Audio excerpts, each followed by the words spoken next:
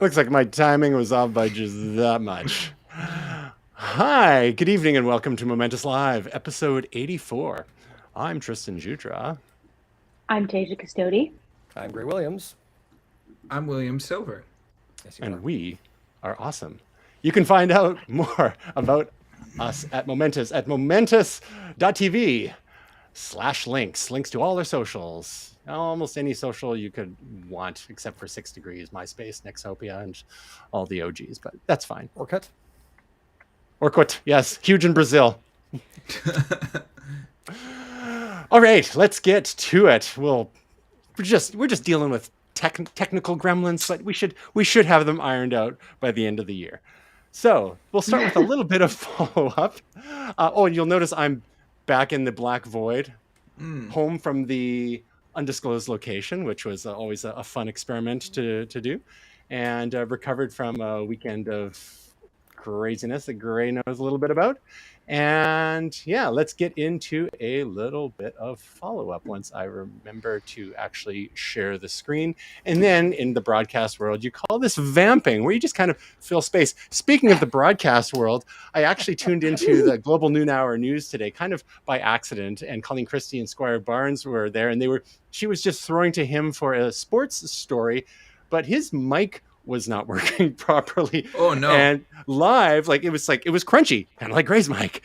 And live, she undid her lapel mic and passed it over to him. And they had to vamp for a minute or so while he was getting it on there and stuff. And they're just like, oh, technical. But it's like, it was the strangest thing. I've never seen anything quite like that. Like it just kind of went on. It was a little bit awkward, but I'm vamping, I'm cold vamping. The beauties of live TV. Hey, real quick, let's do a quick tangent. Tasia and Gray, you've both done broadcasts, both live and pre-recorded. Tasia, which do you prefer? I think live, actually. Why? Because you just have to go with it. So there's no overthinking anything. You're so in the moment. Mm-hmm. When I pre-record things, it's like your mind can wander and I feel like you almost screw up more because you're like, oh, I could do this again. It's fine. It doesn't matter. And you're thinking of the 10 other things you have to do. But when it's live, it's live. So whatever comes out of your mouth. The other thing is you get into this thing where you're not too bad at the beginning, and then somebody will say, one more take, let's try that again. And then you start screwing up, and then you never get back to a good take again.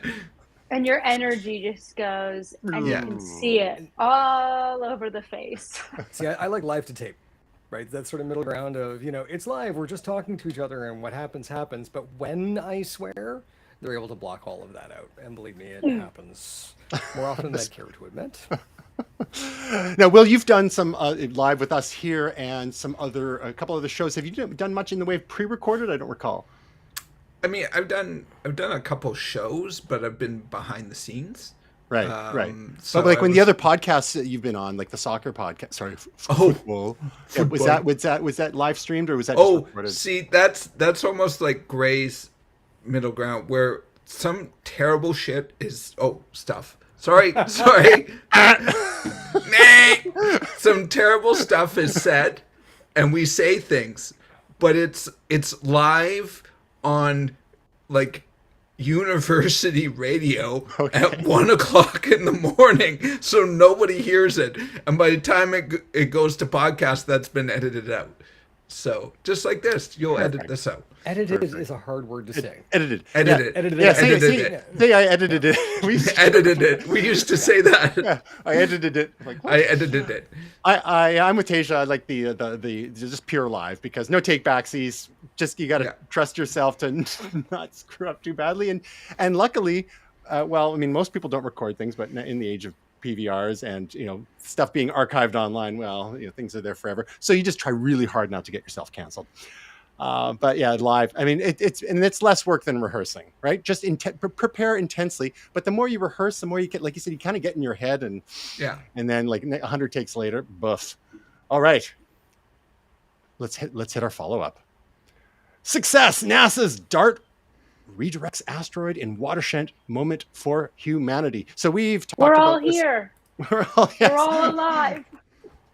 So we've talked about this a couple of times. I don't even remember what DART stands for at this point. The double asteroid redirection test, and we reported that it seemed to work. It hit the smaller of the two, like the moonlet, I believe, and changed course. But we hadn't heard how much course it changed, if it would have been enough to actually make a big enough difference.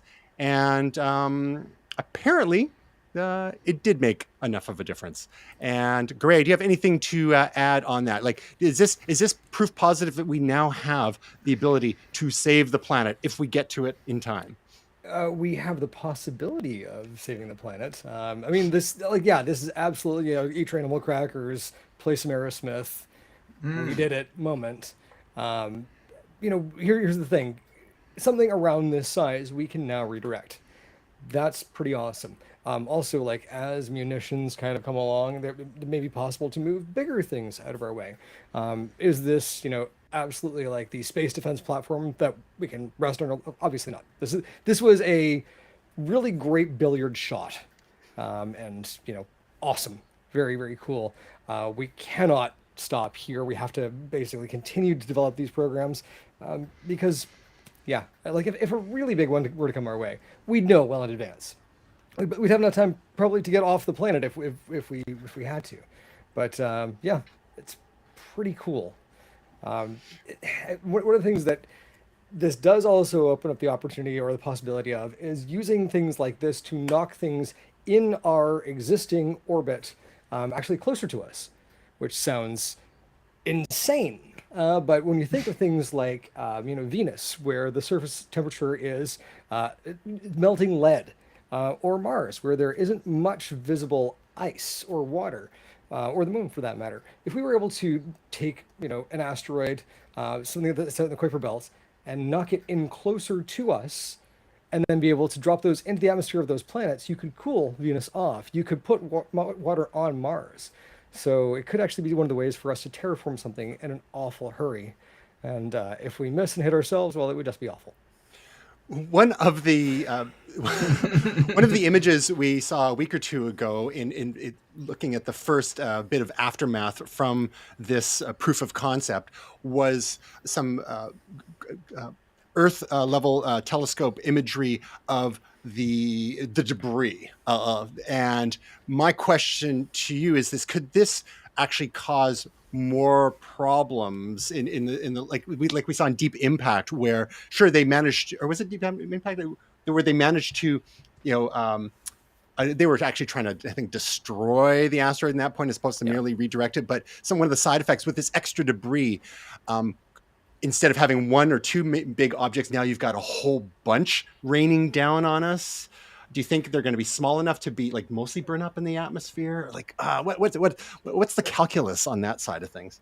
So that's really what it comes down to. And here's the thing: the smaller sized targets are actually probably more dangerous for us, because you do run the risk of essentially damaging it but not obliterating it. And that's a challenge, which is why we're looking to knock this off course.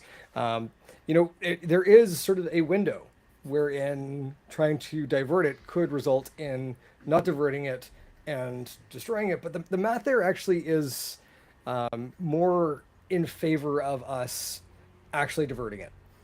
Because the size of the projectile that we would send its way, the amount of energy that we would send its way, typically wouldn't be enough to destroy something like that.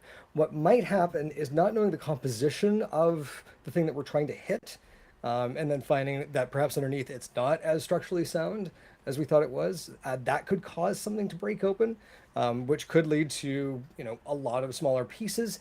If something like that were to happen, though, you would end up with small enough debris that it would break up. Again, this is all conjecture, but is it possible we can make things worse? Yeah. Is it a high possibility? We're dealing with the hedge bets on an already gambling hand here, so I don't think it's going to happen in our lifetime. I wouldn't worry about it too much. Will, you worried? I used to worry about this kind of stuff a ton when I was a kid, and now I just don't worry about it, and I'm much happier. I have a worrying There we problem, go. so yeah. I let smart people deal with it. What am I going to do? Why am I worrying? There's nothing I can do to affect it. Perfect. And if So only I had worried about that. Gotta save the world. Yeah. Said no it's one a little bit like you got to trust in science. So I trust in science, and I know there's a ton of smart people in NASA and people like Gray studying these things, and yeah, just got to hope that there's enough smart people out there doing the right things. I wouldn't trust Well, me it's right great now. I to- can't even get a microphone stand to work, so Well, But it's great not to in see. space. Yeah. I should have bought the Canadarm. Well, it's great to see these kinds of proofs of concept actually being executed and successful, at least by these early metrics. A little next quick bit of follow up. A week or two ago, we talked about the impending Windows 10 2022 update. Just wanted to let all y'all know that it is available for those of you fortunate to be running Windows as your daily driver. Gray, I think you're the only one of us here running a Windows machine regularly as your gaming rig. Have you done the 2022 update yet? And regardless, would you recommend people get on this or give it a beat or two? Would you believe I put the trusted platform module into my PC? Remember I had this in before, but then the power supply kind of melted. And I was TPM, wondering, so I ended up putting that in, and I have updated to Windows 11. Whoa. Oh, so you're not even Yeah. doing 10. You're gone right to 11. Okay. Yeah, the start menu Turn is it kind to of 11. like Yeah. sort of cockeyed in the middle, or like a third in. I have no idea what they've done with this. The weather's now in the bottom left-hand corner. Would I recommend you get it? Sure. How could it be worse? Well, I mean, Windows 10 is pretty mature at this point, so hopefully this update was, been through the testing ringer a few times. Can I and say I love the image that's on this article. Just like this guy's like updates here. Hey now. he's Check it chill. out. Yeah, He's chill. it's great. Yeah. Like it's just he's like people in the know. Update That's right. to 2022. Yeah, I like he it. knows where he knows where it's at. He's got confidence in his updates, and I like that. Yeah, calm, cool, and collected. All right, forgive us, gang. We've got a pretty gray, heavy front end of the show here, but we'll make it up to you It's later. all good. Next up, we have the Metaquest Pro was announced last week. It was actually the day of our last show, but we didn't quite get to it. And there was Facebook had their event where they're launching the Metaquest Pro, which I believe is $1,500 US as compared to the Metaquest 2, which is about $399 US, something like that. I think they bumped the price up. Yeah. Yeah. Oh, yeah. They had increased the price, and lots of new features, but very targeted toward developers and possibly commercial applications. Really kind of bifurcating the product line to give people a bit more opportunity to still try it on the low end, but really encouraging developers on the high end to give it a go. With the problem being, if you develop for the high end, it's going to take a while for the lower end unit to catch up capability wise. So hopefully this doesn't backfire on them. So there's a couple of other related stories here, and then I'll throw it over to you, Gray, for your thoughts. There was a lot of hullabaloo about the avatars in Horizon Worlds getting legs, because as in most VR environments where people have avatars, they don't have legs unless you've got like the downward cameras and or sensors to try guess where your legs are. And then in this demo that Mark Zuckerberg did, it's like, oh yeah, see, we got legs now. Rejoice, everyone. But then upon reflection and further analysis, it turns out that the leg demo was actually fudged a little bit, and it's going to be a little while till legs actually happen. Now, Greg, as Momentous official metaverse correspondent and current Metaquest 2 user, what were your thoughts from the announcement? And is this, have you got a leg up on this situation yet? I still find the avatars to be just like, it reminds me of Kenneth Branagh from Wild Wild West. You remember that dude was like cut off at the waist, Overacting? and it was just a weird, like, and the way that they kind of composited him into that chair looked like this, where he just sort of ended, and it was sort of a that's not what a demicorporectomy looks like, and this is really, really strange. The Metaquest Pro, awesome piece of hardware. That price though, it's like it's like they kind of want to just humor Mark. And what we're hearing now is that the whole Meta project has been referred to as the MMH program, which is Make Mark Happy. A lot of the employees really are just. It feels a lot like how the news cycle sort of ran in the Trump administration. What's probably happening in Russia right now, where you have somebody who has like total control, and maybe is a little unhinged. It's great hardware. It's aimed at a business audience where they have like this small sample of companies that they have people who are collaborating in real time in the metaverse. And it's like, do you think everyone's just waiting for better quality hardware at the price of like a high-end iPhone or a mid-range MacBook Pro so that they can get a bunch of their employees? Like, who's this for? And so I'm looking at it going, it's awesome and cool, and with a mixed reality, it's really, really great. I've heard that the inward-facing cameras, which do your eye tracking, actually really improves the conversational experience in Horizon Worlds or around the board table or what have you, and capturing a bit more of those of the humanity of the person behind the avatar. And as you mentioned, it's the hardware is more powerful. It's got twice the RAM. It's got 12 gigs instead of 6 gigs. They're only going with the 256. Yeah, a newer processor. 256 gig is the main the single storage tier, as opposed to having 128 and 256 gigs. So yeah, and it seems like that, especially with the price hike of the Metaquest 2. Facebook is not interested in losing money on the hardware anymore. They're playing the long game here. They're going to charge what it, at least break even, maybe make a bit of profit, and not rush this whole thing. It's because it's going to be a couple more generations before it actually starts perhaps going mainstream. The danger, of course, being that others such as Apple, who, there's more leaks were coming out today about what Apple might be doing in this space, and that it's got more cameras than what Meta's doing, but Apple's device sounds like it could be $2,000 or $3,000 US. So it's still very early in this space, despite what we've seen with Magic Leap and Oculus's and now Meta's efforts to date. So it seems like Zuckerberg's playing the long game here, and they've got, as long as he's got controlling shares in his company, so it doesn't matter if they spend they spent $10 billion so far. They can just he can spend whatever he wants, so they can't kick him out.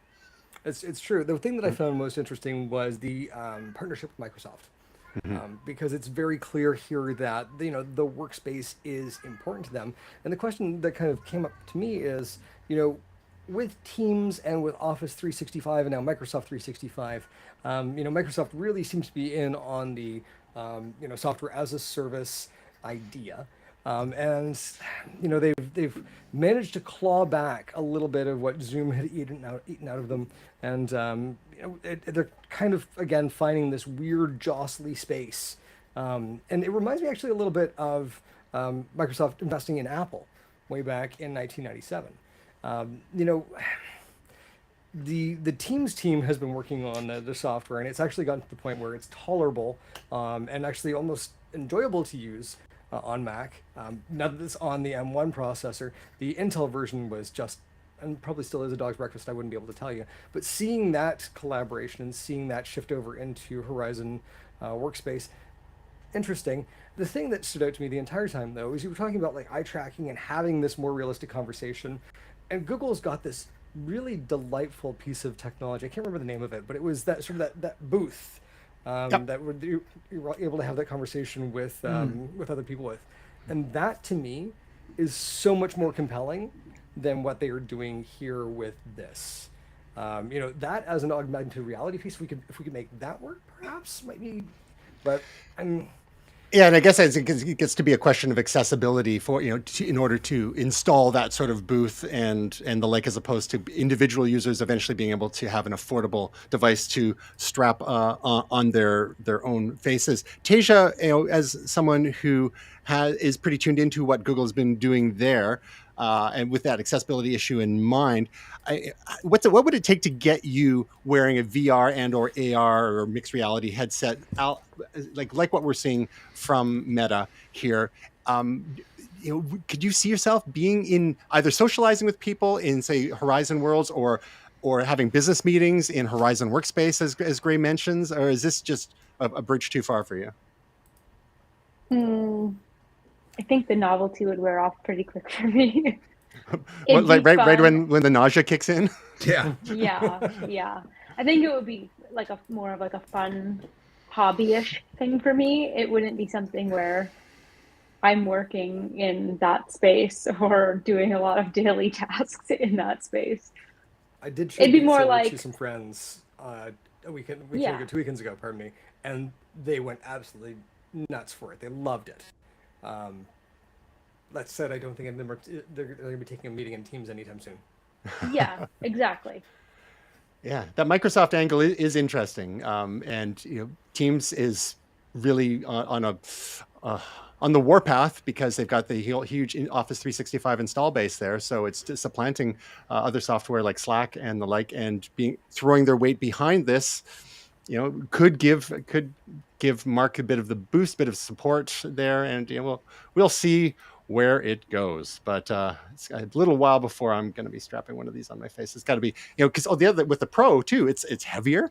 It's like over 700 grams. Like they're going the other direction. But again, that speaks to, it's the kind of commercial / developer case as opposed to the everyday case. And I think John Karnak from id Software originally, who's been working with Meta for quite a while and is a sanctioned vocal proponent and critic of what they're doing. It's kind of interesting. They're kind of letting him criticize this publicly. And he, at the Facebook event, had some words to say. And in his mind, he wants to get it to 250 grams and $250. So that's, then the magic might happen, right? It's like a lot less of cumbersome to wear, a lot more affordable. And then, Ready Player One, here we come. All right, moving on. Everyone seems super stoked about that potential reality. Dystopia, yes. Well, then we can do like the full pods where we can just kind of exist in 18 hours a day while we consume Slurm or whatever. As long as it works out for me, I'd be happy. Say again, sorry? As long as it works out for me, I'd be happy. Remember, in the book, they didn't show it so much in the movie, but in the book, he was a little bit on the heavier side, put this suit on, and then over the course of 6 months, it worked him out every day. And I'm like, there you go. If I could play Super Mario Brothers in my head and have something else work the muscles for me. Yeah. It's like a really, really overpriced and overly sophisticated, over-engineered Dr. Hose. Pretty much, yeah. I was going to say Peloton, but okay. Shake weight bodysuit? Anyway. Shake weight.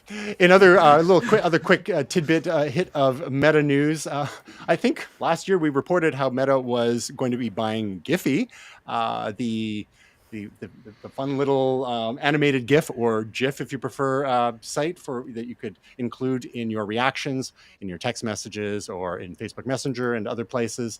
But thanks to UK lawmakers, that's all going to be rolled back, and Meta's actually okay, we're not going to contest it anymore, and we're going to give it a go. We're going to abide. So actually, it was in May 2020. So actually, it's before Momentous Live. Estimated $400 million. So now, Meta's got to sell Giphy. It's kind of because it had all been done, and just the court of one government has decided, it's a little too anti-competitive, a little too antitrust for our liking. And it's funny, it didn't even happen in the States. So. Maybe they didn't want it that much anyway. Maybe they realized, hey, wait a sec, we don't actually have a business model for this. So unless they could figure out a way to make GIFs happen in the metaverse, but it doesn't seem to be in the cards. All right, to our main story this week. Apple made some quiet announcements today via press release. No event or anything. They announced basically 3 main products, a revamped iPad, entry-level-ish iPads. We'll explain that in a moment. M2 iPad Pro and an updated Apple TV 4K. So starting with the entry-level iPad, they've given it a bigger screen. They've given it the styling of the iPad Pro and the iPad Air.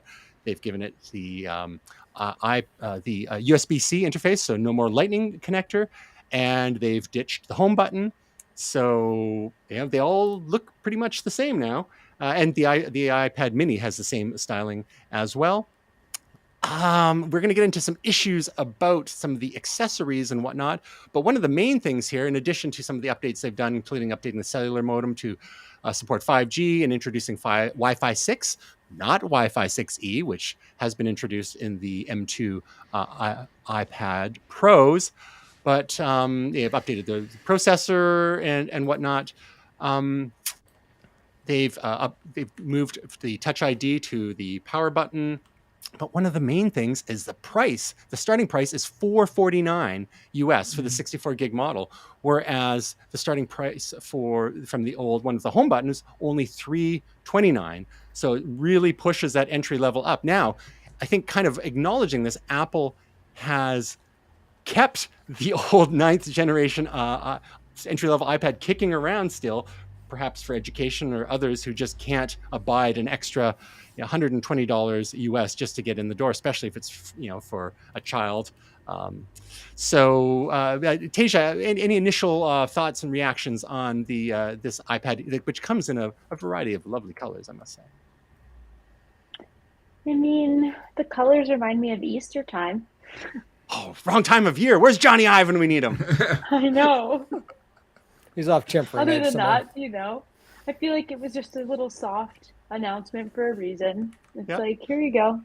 Here's another offering. Yeah, little press release update. Yeah. Fair enough.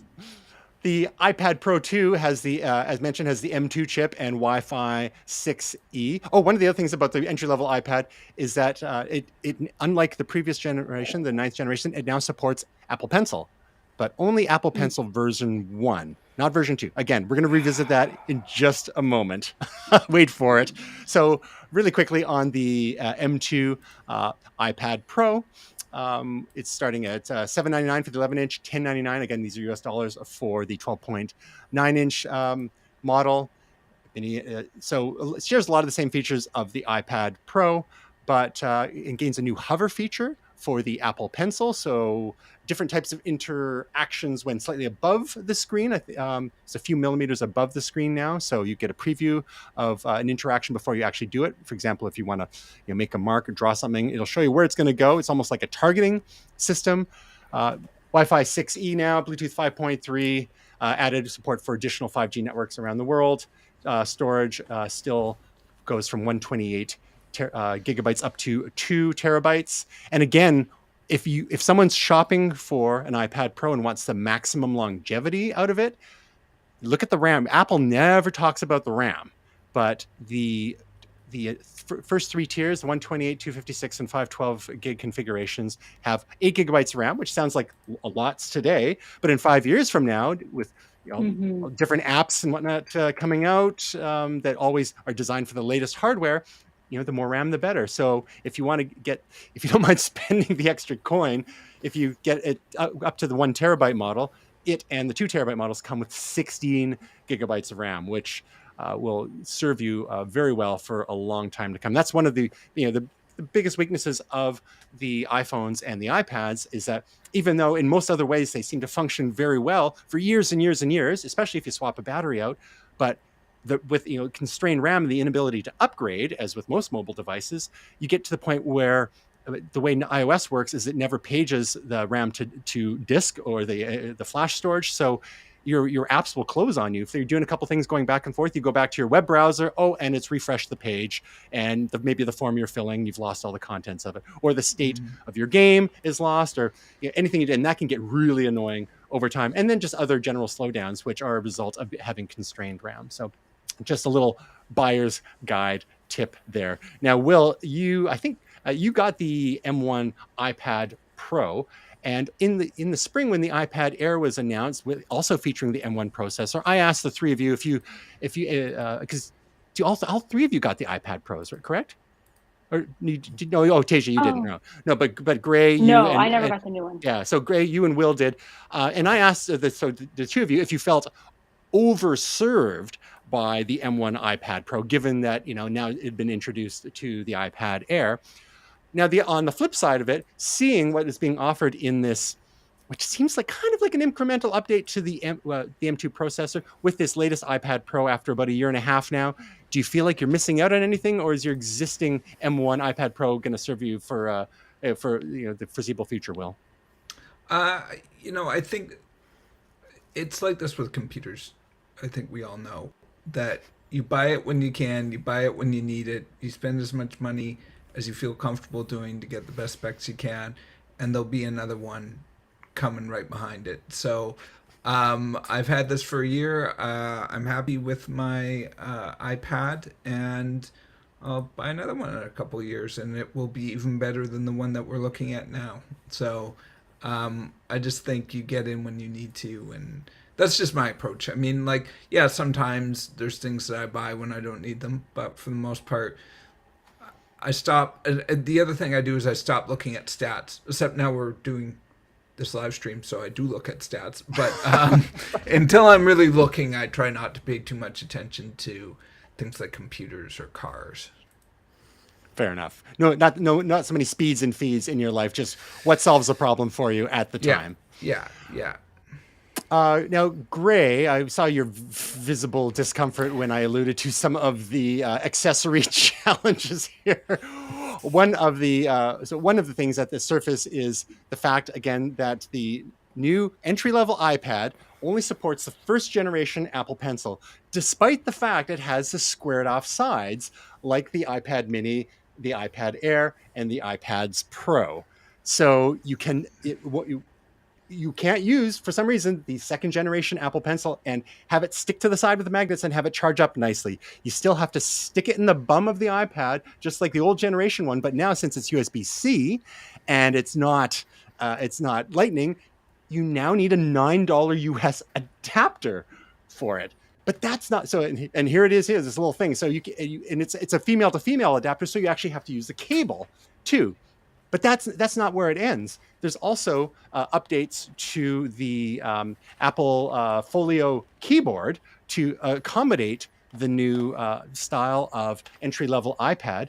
But they've provided an extra row of keys, function keys on there, which aren't available on the Smart Folio or Magic Keyboard for the iPad Air and iPad Pro. So it's actually kind of more featured, but you can't mix and match, even though it looks the same. The dimensions are slightly off. So in a world where Steve Jobs had set Apple right with simplifying the product line into a simple 2x2 matrix, Apple under Tim Cook has exploded the product line into a confusing array of sizes and configurations.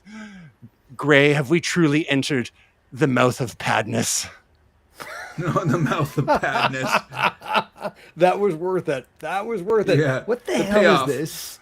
What the hell is this? So I own one of these ridiculous adapters for one of these ridiculous things, and it sticks right in the bottom there, and that's great, isn't it? But you could actually, if you really wanted to, take perhaps one of these and stick that into there, and maybe then this thing could probably go into that if it really needed to. Why are they doing this? Why does the Apple Pencil one still exist? This thing, nib is broken on this one, it's a dinosaur, right? It's missing the pieces that make the Apple Pencil an elegant piece of hardware. This sucked right off the bat. It was a necessity if you wanted to do some of the cooler things, but it's always sucked. It was a And first now with stab in a compliance- world where we didn't have flat edges, and then they fixed that, and you had to and like it's- hook it. Yeah. But I mean, I'm no stranger to the Apple connectors that connect into other things, that connect into other things. That you The make the thing dongleverse. work.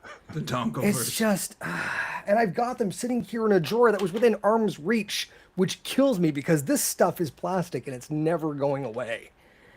I am so disappointed by today's announcements overall. Everything today pissed me off. Everything. The price of the new iPad is too high. The fact that it uses this is ridiculous. The fact that this has an adapter to plug into the bottom as opposed to, clip it on the side is ridiculous. The fact that this iPad has the camera in vertical and has the function key row, but the Pro iPad has it in portrait and doesn't have that. What is happening? This is the least pleased I've been with Apple in a very long time. And you know what?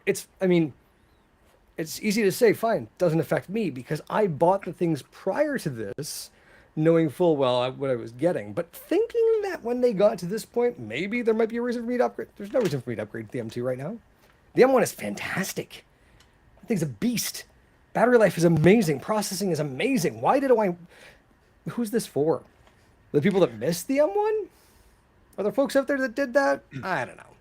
And are they looking at this going, wow, that's a really great buy. I'll get in now before they fix the camera and add the function keys. There's some definitely strange choices there, and one could almost excuse the first gen Apple Pencil support, and he's gone. Peace out. Had to put that away because it was starting to take me off a little bit. Yeah, you could almost excuse some of the decisions if it was below the $400 mark and so on. But then there's those confounding issues like some superior features to what we've seen in the Pro. Given that there was new Pros announced just today, it is a little mind-boggling. It's almost like there's separate teams working and not talking. And I get market segmentation. You want things for different strata of buyers. So, and one of the side issues here is that some people feel that this latest generation of iPad, which generally the entry-level iPad is normally super great for education. At $329 US, it's accessible for school boards and for certain families, especially compared to a lot of other tech products nowadays. And that's still available, but that's old. That's a couple year-old hardware now, and sure, they keep it around for a little bit, kind of like they kept the Apple Watch 3 around a little too long.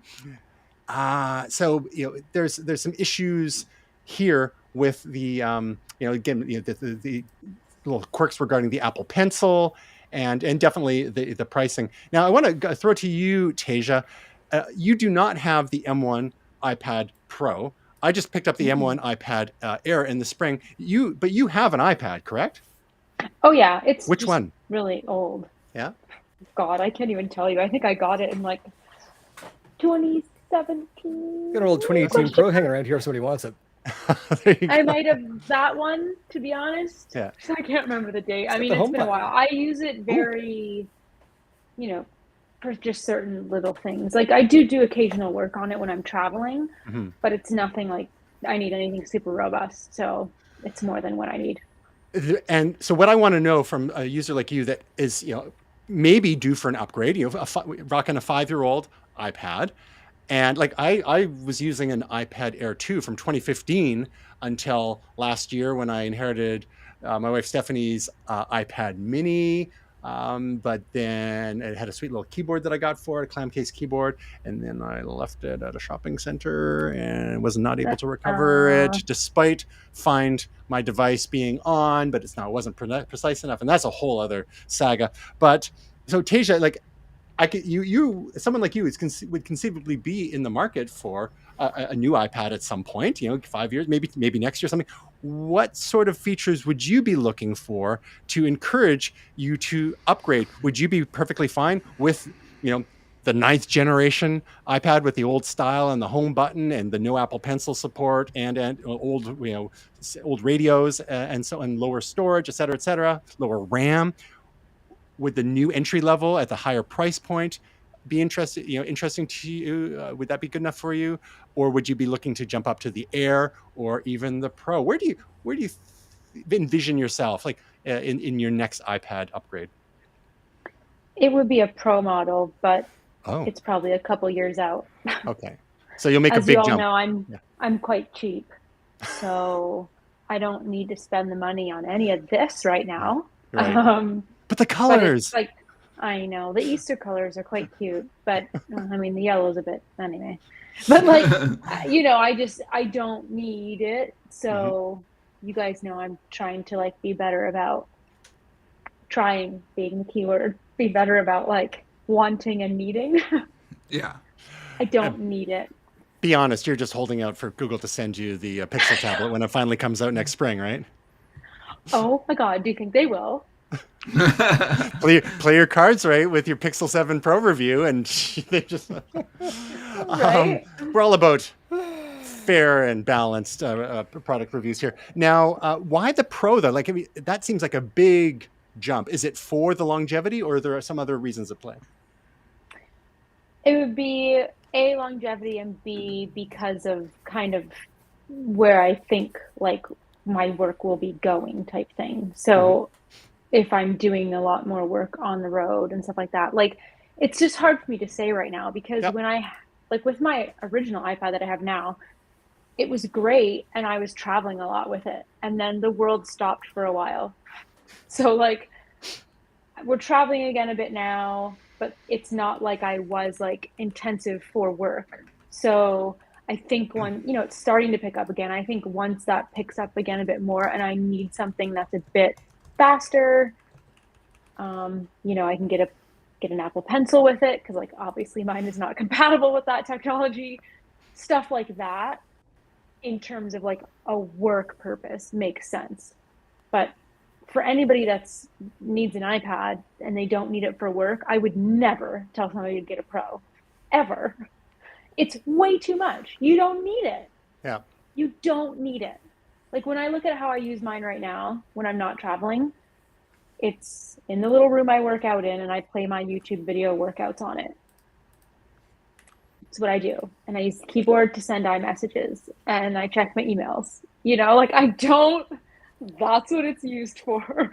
So it's just like when you think of that base level, like how people will be using it, I would say if you're not doing something like work related, it's not a Pro model situation. Gotcha. It's just not. I find Save the money, people. Yeah, especially when you look at the higher storage tiers, as we were alluding to, the 1 and 2 terabyte, you're getting up into MacBook Air price territory, if not higher, right? So big time. It's like, yeah, you really have to be able to justify it. I've been really happy with the iPad Air that I picked up. The only storage tier available, I believe, was 256 gigs, which is not tons, but I'm using it for personal casual use and some light work. I'm not doing like media editing or production or anything like that on there. It's like emails, web stuff, various apps for research and social media and stuff like that. So it's the Air is going to probably serve me quite well for a number of years. I mean, I wanted a Pro, but it's just really hard to justify because, of course, if I got a Pro, I would want like the maximum storage because I'm bad with money. So I look forward to the day when you can report to us which iPad you've finally decided on in a couple of years, or if you've fully switched to Team Pixel Tablet by that point. A couple other things that Apple announced today. Updates to the Apple TV line. Now, there is no Apple TV HD. It is gone. That was the one that only supported 1080p, and it has been retired. It was $149 US, which brings it's being replaced by the new Apple TV 4K for $20 less, only $129. But there's a catch, and what is the catch? You ask. Is that on the new Apple TV 4K entry level one, they got rid of the Ethernet jack. There's a Wi-Fi only model. And there are a couple of other little differences in there. I think they've got the same processor, and I don't remember. I think it may have had to do with the remote. Because there's a USB on the remote, but I'm not sure if the remote for the lower the USB-C on the higher level remote. I'm not sure if they stuck with. They couldn't have stuck. The top end model has Thread. Thread, that's what it is. So Thread radio for the new Matter Alliance and all that, all your home networking, home hub stuff. So if you're not doing smart home stuff, you can get away with the new Apple TV 4K entry level model. As if you don't need Ethernet, I prefer having wired connections for things like media streaming myself. But lots of folks don't want to have wires all over the house or don't have wiring in their walls. We only have that because we had to replace all the electrical wiring in our home when we bought it 16 and a half years ago. So we threw Cat 5e cable everywhere, which should have done Cat 6, but it's good. So everywhere we've got an Apple TV, we've got Ethernet connected to it. But for most folks, Wi-Fi is just fine as long as you've got a good, robust Wi-Fi signal. Hopefully you're pretty close to a router or one of your mesh networking nodes for that. So the entry-level one, as mentioned, with Wi-Fi only is $129 US, and then the one with the Ethernet jack is $149.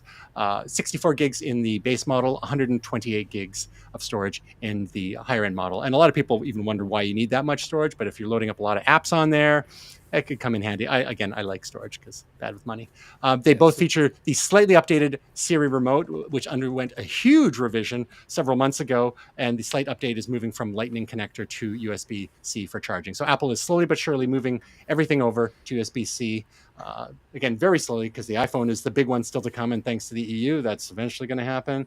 But as we mentioned, the entry-level iPad is now USB-C as well. So in a couple of years, we'll finally be at a place where we can use the same adapters and chargers for almost all of our Apple devices. They still have to switch over the AirPods and a few other things. You notice all of these launches came very shortly after the EU handed down their ruling on USB-C. And all of them are available within the next couple of weeks. Chances are there are a lot of these things that were sitting on the factory line with modules ready to go. Because Tim Cook's not going to want to throw away all of those Lightning modules, which had probably been manufactured, or they were probably slowing them down. But it seems like this was probably a make or break. The question is, why the hell do they still have the Apple Pencil 1? This is actually, so it's $179 Canadian, $199 Canadian for the Wi-Fi and the Wi-Fi and Ethernet. No brainer. Apple Care is only $29. Interestingly enough, this weekend, we had our Apple TV stop working pretty much entirely. Wouldn't respond to remotes, would power up, but wouldn't respond to anything else. I had to go through like a whole bunch of hoop jumping to get them to respond, and they're now actually working again after completely resetting it and going to iOS 16. Never run any beta software or anything like that, but it was just a weird, like, I was actually going to go out and buy another one. And I said, let's just hang on because this might be coming. The extra $20 for double the storage and thread. Actually, I said I was pissed off by everything this week. This is the thing that doesn't have me upset. This is less expensive. It's a better quality product. And the $20 difference between and awesome, I can stomach. That's a no-brainer. Yeah. Yeah. Fantastic. In other news, Will and Tasia, neither of you are... Oh, Will, you've got an Apple TV. Tasia, you do not, correct? All right. Now's the time. I don't have an Apple TV. Oh, I thought you did, Will. No, you do stuff through PS4, right? Yeah. Right, yeah. Now's the time. No brainer. But again, October, Apple often releases some things that may be appropriate for holiday shopping. All right.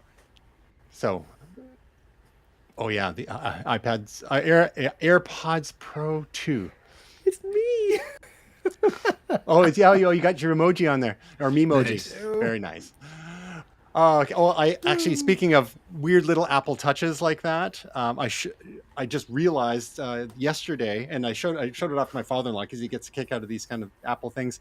Is my I got the iPhone 14 Pro, which I'm loving, it was my pick of the week a little while ago, but when I put it into its brown leather MagSafe case, I'm not going to be able to recreate it here because Murphy's Law. The little MagSafe symbol comes up, but the color matches the case. The symbol appears in brown. It's like, what? Stupid little details like that Apple pays attention to. And they still can't get the Apple Pencil situation figured out. Anyways, they're busy color coding their MagSafe logos on the devices. But it's here. You know what?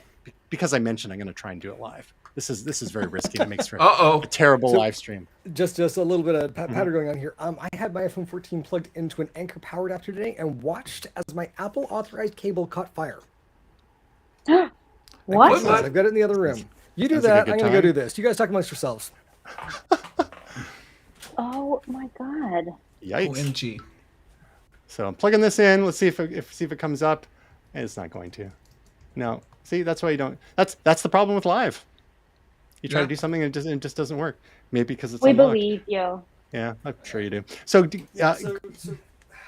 this is the Anchor USB-C 32-watt adapter. Yeah. Yep. And this is what I watched happen in real time. Oh my. It caught fire. There was smoke. As I was holding it in my hand. If I had to put this down and walked away... So is the Anchor like over delivering power? Like is like the cable just not rated for the amperage or something? Like what's going on there? This is an Apple USB-C cable that came in the box. Right. But a non-Apple charger though. Apple adapter, which I've used for many other things. Yeah. And this doesn't smell... It could just be a faulty cable, right? Like if there's a short in or something. Yeah. which is insane. Which I'm going to walk into Apple tomorrow and be like, so you owe me at least a cable and maybe an apology? I know it's not your fault. It's like, Can I get a discount on Apple TV? we never apologize. I'm going to go to Metrotown. Bring me Samsung. Still get his card. Exactly. All right. Very quickly, there's Netflix had their quarterly earnings call this week with analysts, and they announced a whole bunch of stuff. Very quickly, on the financial side, we don't usually talk about finances, but Netflix has been struggling for a little while, losing subscribers. About 6 months ago, we talked about that a little bit, but things seem to have been turning around a bit. They gained 2.41 million paying subscribers in the last quarter, and earnings are up, blah, blah, blah, boring business stuff. They also announced the much talked about ad tier available for $7 per month as opposed to $10 per month. Again, these are US prices. So if you can stomach some ads, you can save $3 per month. Then they also mentioned that changes were coming to those folks out there who are sharing passwords and, as a family, etc. And, they've been turning a blind eye to that for years and years to increase engagement, especially when they're in hyper growth mode. But as businesses mature and things are slowing down, they got to look for other places for revenue. One of those places is maybe it's time to monetize those freeloaders after all. So they talked about what it's going to cost for those people who want to continue piggybacking on someone else's account, because they can track IP addresses and whatnot, where people are, because it's the family sharing is intended to be for single households. You can still have a sub account, but the guess is it's going to be $3 to $3.50 US per month, as opposed to say the $7 for the ad supported tier or the $10 entry level for the main tier. One other thing about that ad supported tier, just to go back a second, is that it's 720p only, so no 1080p full high definition or 4K. 4K stream service costs even more than the $10 US. I think it's probably what, 12 or 13. In Canada, I think it's pushing like $16 or $17. Yeah, I think we're the other 29, actually. Oh geez, even higher. Yeah, that's what I'm paying. Other sources for Netflix revenue, games. They've been experimenting with games so far that you can access right on the Netflix interface. If you're on an iOS device, you have to download the app separately because of Apple's App Store policies. But apparently Netflix has 55 more games in development, even though they've already got 35 mobile games out there. So that is really doubling down. And apparently they're seriously exploring a cloud gaming service, which, given that Google Stadia is shutting down, does it make sense for non-gaming experts really to be wading into the space? But one could argue that Netflix are streaming experts. So Tasia, as a longtime Netflix subscriber, which of these stories jumps out to you? Anything you want to comment on? Just want to tell you guys right now, between the whole ad tier and them releasing certain shows like weekly, what are you, TV? Like, this is so archaic. Well played. What the hell is happening?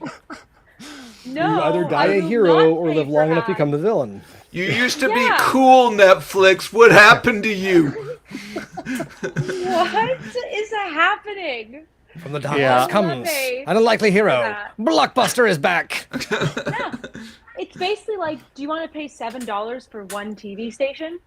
That's basically what they're saying. No, I don't. I don't.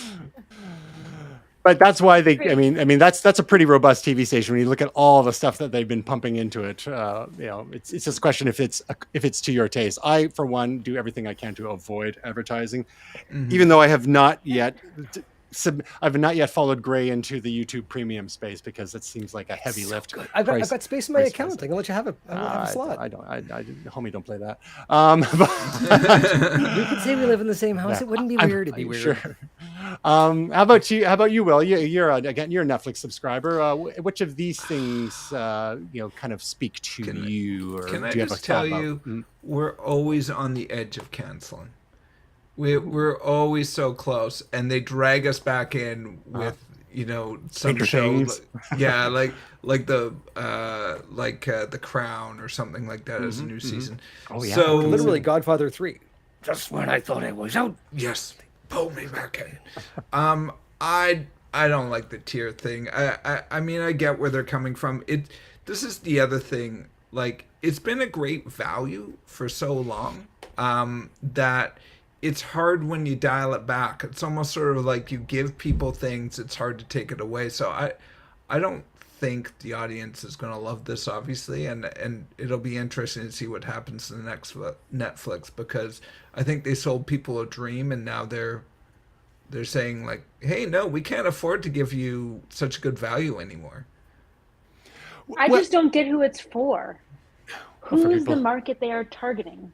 People for whom $3 a month is meaningful, I suppose, or people like us who have multiple streaming services, the cord stackers, as it were, and maybe we want to save a little bit of money, but at least I'd be curious to see the numbers, because Netflix is a very data-driven organization. Yes. So maybe if they're what they're looking at is like people who are on the bubble, like Will, that maybe if they're thinking of canceling, well, instead of canceling, we'll just save you a few bucks a month. So it's still in your budget, and you can, keep all your other streaming services too.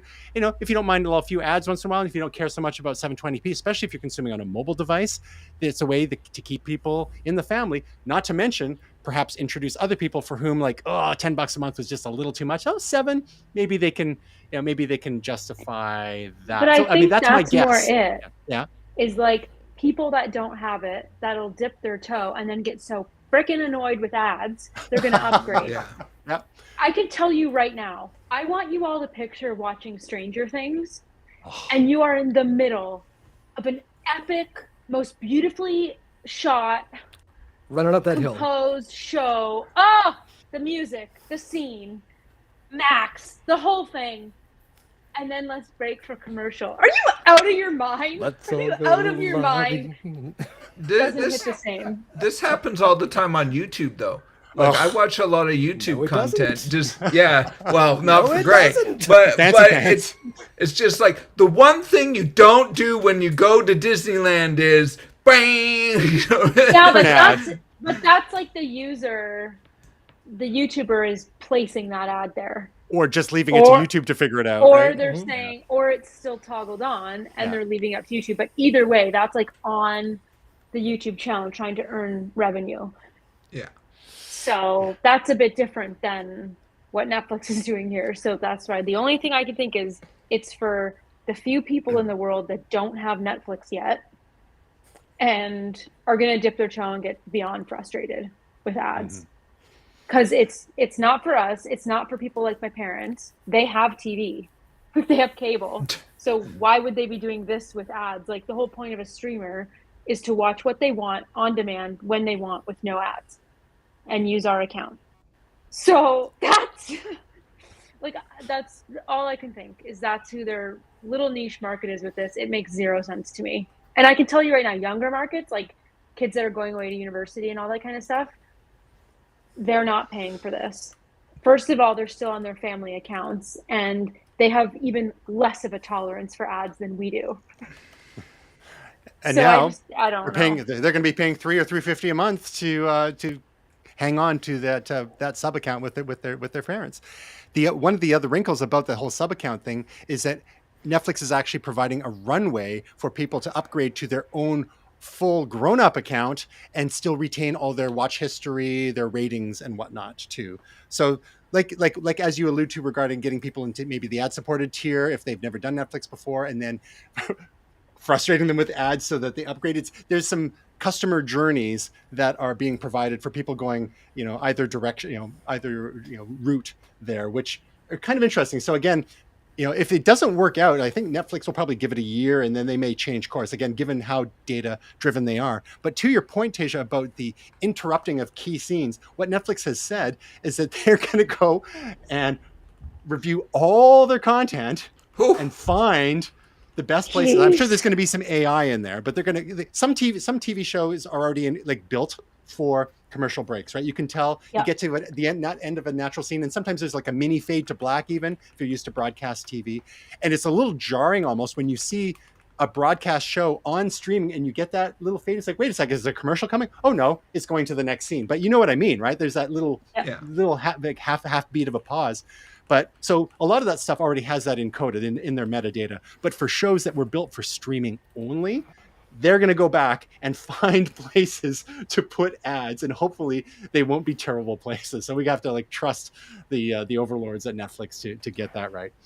So interesting times ahead. Lots happening in the Netflix space. Now, Gray, again, I assume you still have Netflix, and anything jump out here? No one's commented on the gaming. Is anyone not interested in what's going on with the gaming?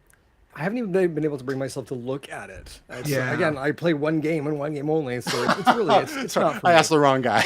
It's just like looking at like Apple Arcade that's thrown in with Apple One. How are they going to? Again, unless it's sort of a value add, but it looks like they're kind of doing a value removal here in a bunch of things. Their $18.99 for me is worth it. The fact that friends and family get to sort of get a knock-on effect with it, great. Am I already working on a home-hosted VPN solution so that they can look like they're coming from my IP? Yes. I will screw them out of those $6 for the $18.99 that I'm paying. Like, enough's enough, Looking at this right now, there has been some feature creep and scope creep across all of these streaming services with Netflix, with Disney. For example, She-Hulk is out. I haven't watched a single episode, and I'm going to bomb through it now because I didn't feel like keeping up with the Joneses on that one. And I've been able to avoid spoilers because, I guess. Because no one cares. Yeah. I mean, I enjoyed it, but a lot of people haven't. Yeah, there's one little spoiler which is kind of fun, but it's a pretty obvious one that eventually emerges. Yeah, I saw Daredevil in a yellow outfit. I'll get to it. It's fine. What's the spoiler alert? Is that not the spoiler? Is there something else? Maybe. Tasia, I hope you didn't hear that.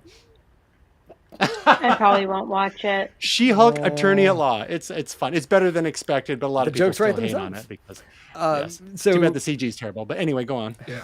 In any case, like looking at all of this, I'm still paying less to watch the things I want to watch when I want to watch them with no commercials by more than half.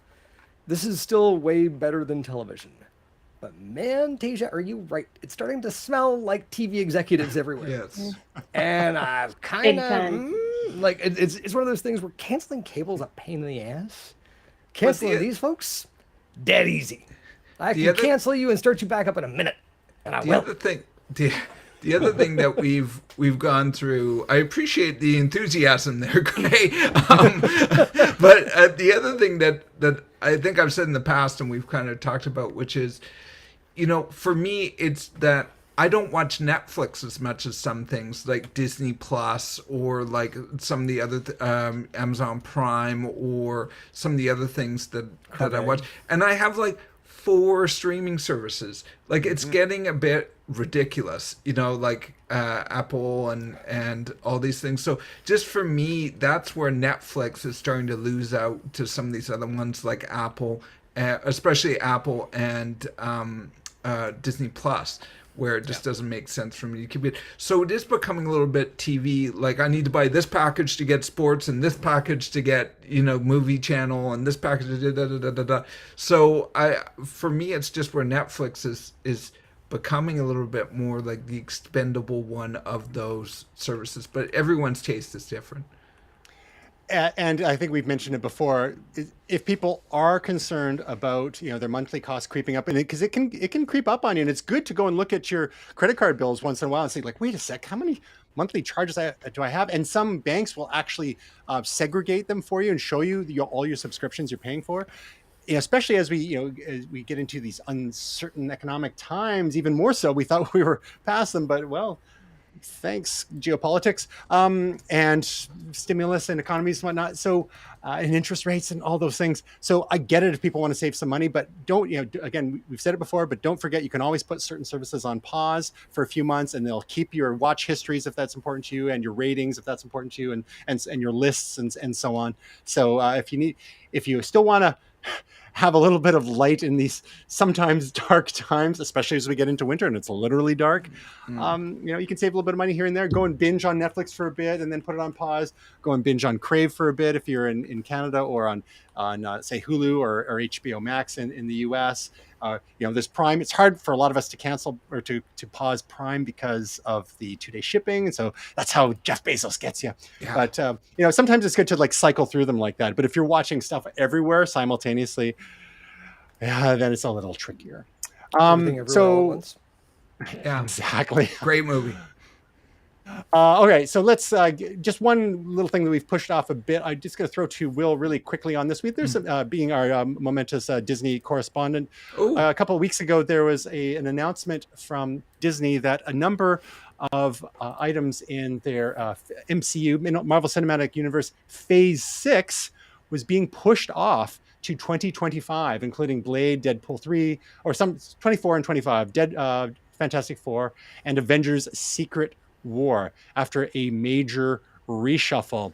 Will, what is your, some of the other announcements they made? We'd seen about Hugh Jackman appearing in the next Deadpool movie and the like, but some of these things are getting pushed to 24, 25, 26. What's your take? What's going on at Marvel and Disney right now? Well, they actually made a bit of a joke of it in, I'm not going to ruin things, but in She-Hulk, they made some reference to this.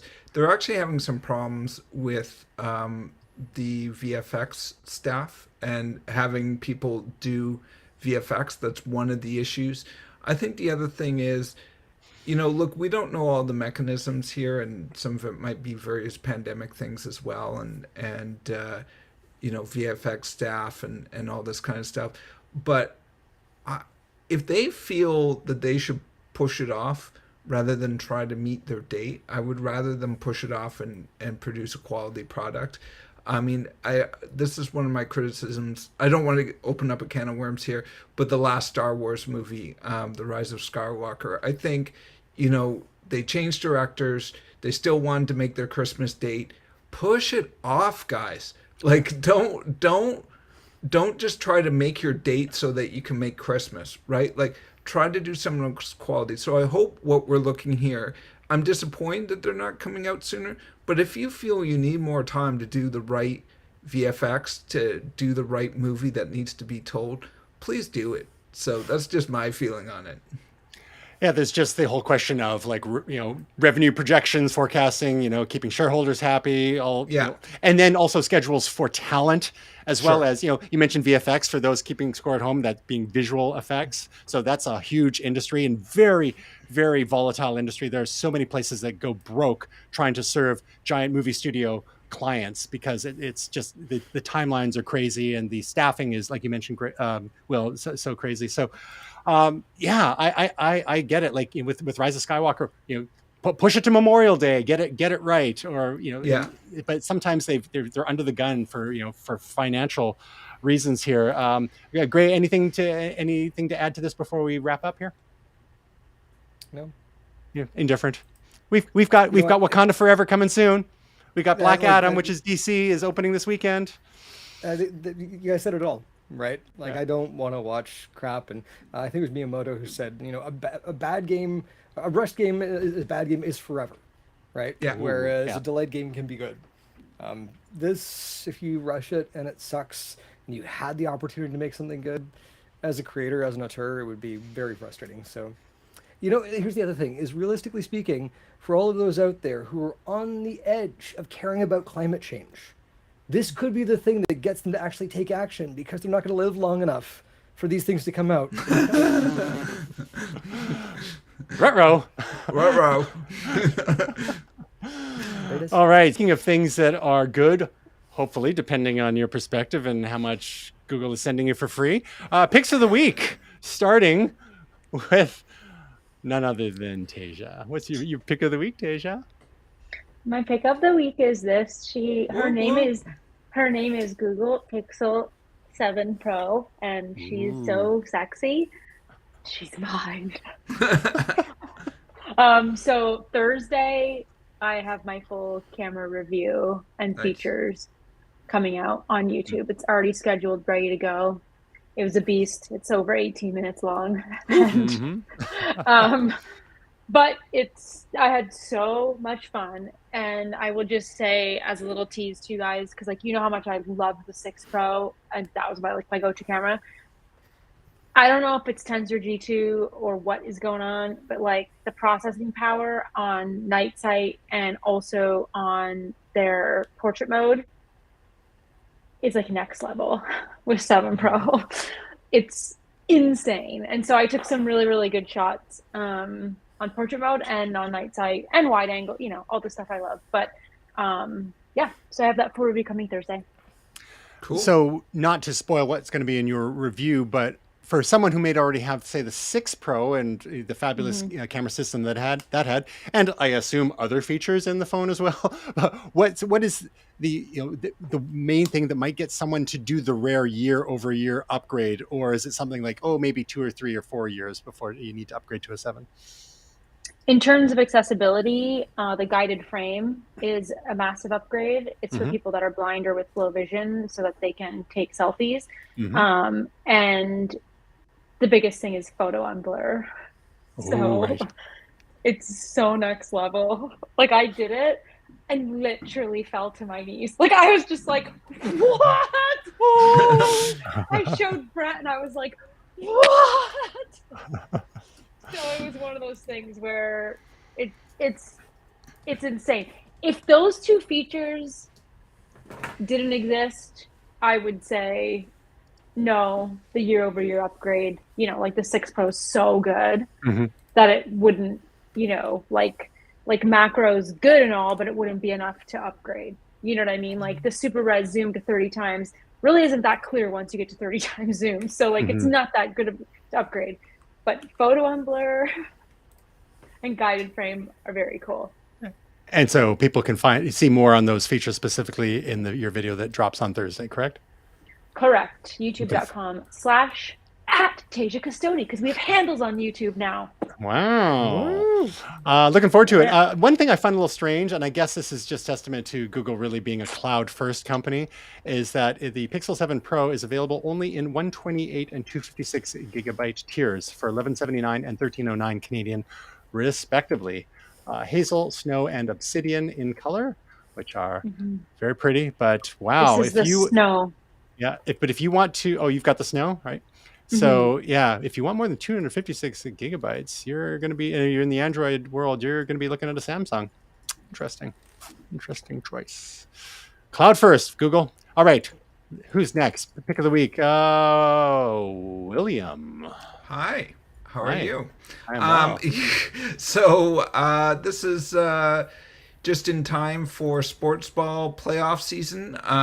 This is a documentary I watched recently. I love sports docs. I like docs in general about entertainment and music and movies. I didn't know much about this time period. This is the 70s. And it's called Yankees, Dodgers, and Uncivil War for those in audio only. All right. Yes. Okay. So Yankees, Dodgers, and Uncivil War. And it's a really entertaining watch. It's some documentaries just aren't that good, or the personalities aren't all that compelling. This is really quite an interesting documentary. I recommend it. It's not groundbreaking or anything, but if you're a baseball fan, this would be right up your alley. And I found it an enjoyable watch. But so the Yankees and the Dodgers, for those who are not familiar, the Yankees obviously have been in New York forever, but the Dodgers have moved around a little bit. Has the nature of their rivalry changed as the Dodgers I'm not going to spoil it for you. The whole setup, it talks about that and about the nature of the rivalry and about the history of both clubs. And so it's specifically about the 77 and 78 World Series where they faced each other in back-to-back World Series. But it also goes to the core of New York as a city, LA as a city, and the origins of the teams and how they relate to the places. All right. And that is, so it's ESPN Films in the US. Where can we watch that in Canada? Where are you watching it? I watched it on the TSN. Okay. The Sports Network. The Sports Network. Toronto Sports Network. All right. Ooh, shots fired. Shots fired. Gotcha. All right, Gray, how about you? What's your pick of the week? I've got Werewolf by Night. And so this is a Marvel film that takes place in the Marvel Cinematic Universe. It has this beautiful 1930s Lon Chaney, Bela Lugosi style aesthetic. And it is the story of a werewolf superhero who does right by society in a very, very cool setting. It's 54 minutes, not very long. There are some interesting Marvel cameos here from the comic books and beyond. So yeah, really, really quite neat. We watched it yesterday, absolutely adored it. Yeah, like looking at Marvel's upcoming Phase 6. If they can keep doing cool little things like this in the interim, it won't feel like there's a wait. This came out of nowhere, and I absolutely love it. Yeah, I'd heard the title, but didn't even realize it was in the MCU. So I've been asleep Yeah. with the switch here. That looks intriguing. Incidentally, the fella there with the axe, his name is Kirk. Give me just a second here. Kirk Thatcher. And you might remember Kirk Thatcher from Star Trek IV, The Voyage Home, as the punk on the bus. Oh, wow. He appeared in Star Trek Picard, and also has appeared in Spider-Man Homecoming. So, Amazing. yeah, he's amazing. The whole cast is great. Yeah, Gail Garcia Bernal, fantastic. Laura Donnelly, amazing. Like, it's weird, and I love it. And I think you should watch it. It sounds like perfect Halloween time viewing. Yeah. Very quickly, my pick of the week. Well, as you may recall, last week I was broadcasting from an undisclosed location, but I'm going to partially dox myself because one evening, Stephanie and I enjoyed a really nice dinner at a place that was recommended by my baby sister. It's called the North Fork Brewery, Pizzeria, and Beer Shrine. And it's in the general vicinity of Mount Baker on the road toward Bellingham. And they have fantastic pizza for those who drink beer. They've got a brewery and a selection of beers, but and a number of other dishes, food dishes, of course. But the thing that put it over the top for me is that like a very few number of breweries, they actually brew their own root beer. So Yes. Oh.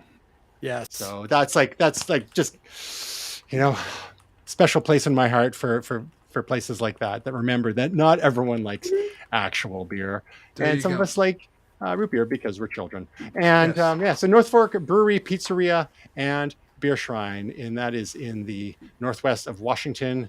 Let's call it between Mount Baker and Bellingham. If you ever find yourself in that area, if you're doing any skiing on Mount Baker, or you're at any of the recreational campgrounds in the area, or Silver Lake and whatnot, this is just a short drive away.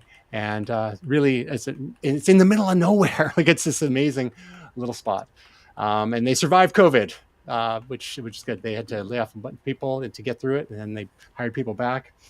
And they just upgraded their POS system, but it doesn't do tap. So working on that. Oh no, it did do tap. It took a couple times. It's a weird thing. Like, they didn't want to do the chip and pin, because like a lot of people still don't have chip and pin in the States. So, but that aside, fantastic pizza, decent salad, and like root beer in addition to grown up beer. Nice. And last up, we've got projects. Will has a little project for us. Yeah. So I teamed with a couple of Looper friends of mine who I have been talking to online for a while, and they're really cool guys. So Oberon the Ghost and Sir Skulls, and we did a project. It sounds weirder coming out of my mouth than it does when I read it. But I love the artwork with it. You've integrated their like kind of. Well, I didn't do the logo. artwork. Okay. This was Mr. the Ghost. And but I do like the artwork, and Integrated all three of your sort of avatars or logos together there. Yeah, Very cool. that was his goal, and it's called Stylebender or Stylebenders, and it's available on the usual platforms, so Table Beats and Tableist.net. Very cool. And Gray, no distinct projects from you this week, I believe. I didn't see. I do have one thing I'm actually working on. Okay. Which is in October of 2012, October 24th precisely, I kickstarted an RPG from Paizo, people who make Pathfinder. Today, they shipped the physical reward the place I was living 10 years ago. Oh, Wow. No. fail sauce. Yeah. Yeah. Apparently, people on Reddit believe that it was my fault and I should have checked in on the 10-year-old Kickstarter reward that I had completely forgotten that they hadn't sent me. So I've called them on Twitter and put them on blast a little bit on Reddit just to see, is anyone actually there at Paizo? Are they all asleep at the wheel? Is it helmed entirely by the risen dead? Could be. It's Pathfinder. You don't know. So that's my project for the week. Figure out what's going on there. You kickstarted that, so yeah, you can count that as a project, and maybe in a future episode it'll be your actual pick of the week, and you can tell us what it actually is and does and how it performs. Probably not, but we'll try. Okay. This would have been great 10 years ago. Amazing. This stuff, I'm like, oh yeah, that. Huh. And Tasia, you've got, of course, yet another video for us. You are a YouTube video machine, and we love you. What is your video that came out last week that will take us until Thursday's new video? Yes, last week's were some tips on how to save time in Google Drive. So you can head to youtube.com/@TasiaCustodi, and you can watch that. Hit that bell reminder so that you know when I post a new video. There we go. Call to action. Which is every Thursday. Smash that bell. Exactly. Smash Okay. all the buttons. Okay. Okay. So save time in Google Drive. You're focusing on keyboard shortcuts. What's one teaser to encourage people to go and check out the full thing? What's one quickie? Oh, well, okay. You can quickly change your view. So like I like to do the grid view, but if you want to do list view, you just have to hit the V key. Oh, that's handy. And you can just bing, That's really handy. bing, and you can just like toggle back and forth. I know. I'm going to do that right now. Ding, ding. As long as you're not See? editing a cell currently, I guess is the key, right?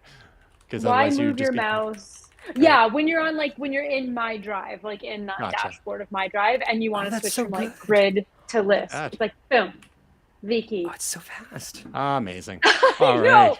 Why move your mouse? Why use another hand? I'm here for all of your needs. I'm just going to see this being used for a while. It's good. And so we can find your work, as you mentioned, at youtube.com/TasiaCustodi, and of course, www.tasiacustodi.com.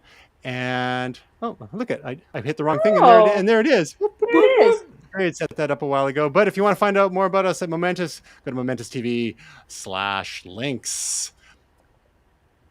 It's great having the band back together. Tasia, Yeah. Gray, Will, love your work.